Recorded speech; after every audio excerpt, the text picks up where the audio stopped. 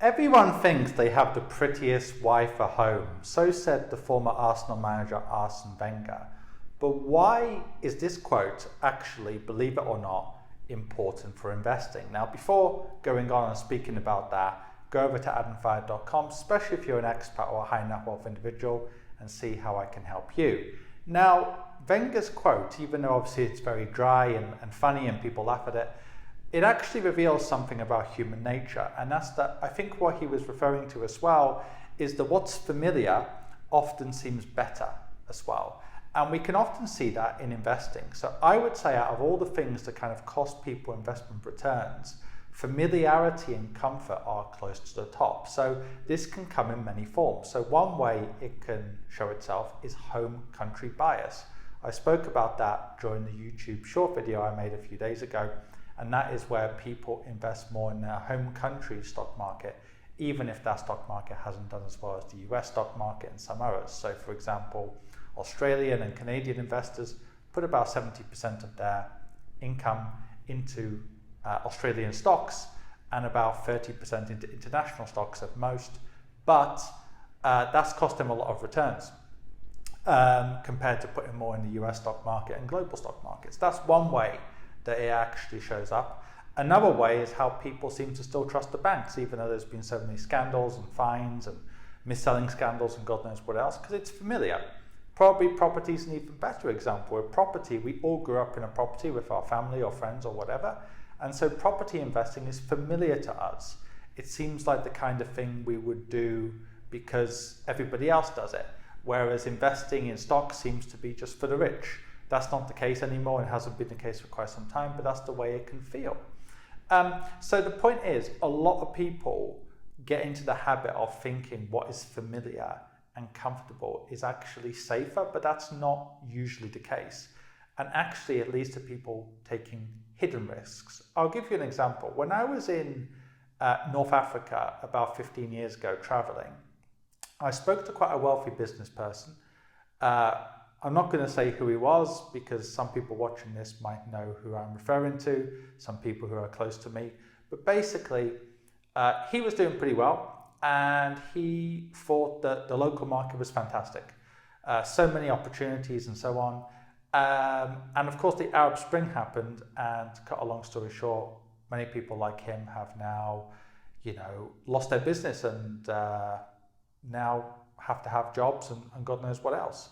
I saw the same thing in Thailand in 2014. I wasn't living in Thailand, but I was living in Southeast Asia, and a lot of people, both expats and locals, lost a lot of money during the coup in Thailand. So I think it's very easy when you're local and you see the local opportunities and you build up a network. Maybe you assume you're also safe because you know people, you've got that social connection.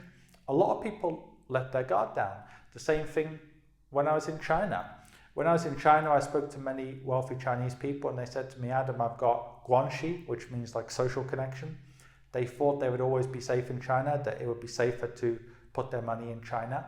The sensible ones always invested offshore, but to cut a long story short, things changed in China and a lot of people got caught up in that. So I think it's natural for all of us to assume that what's working now will always work, and what's more familiar or comfortable for us, what's closer to us, is always safer, but that's often not the case.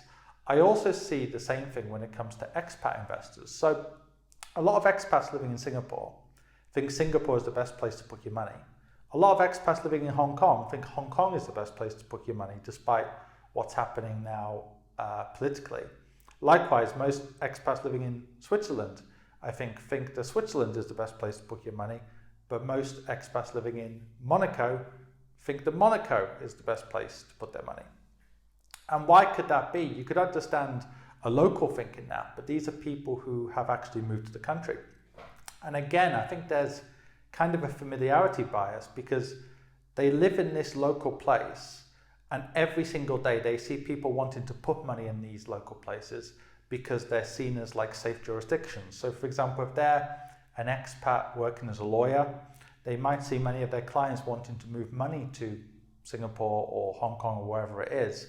And then they assume, well, if all these people are moving money here, it must be a safe place to put your money. But people have to remember, that if I, as somebody who doesn't live in, for example, Singapore, wants to put a portion of my wealth there, that's not the same thing as a local person or somebody who's living locally. Because if you're living locally and you have a business there, a mortgage there, some of your cash there, naturally you should want to diversify and put your eggs into different baskets.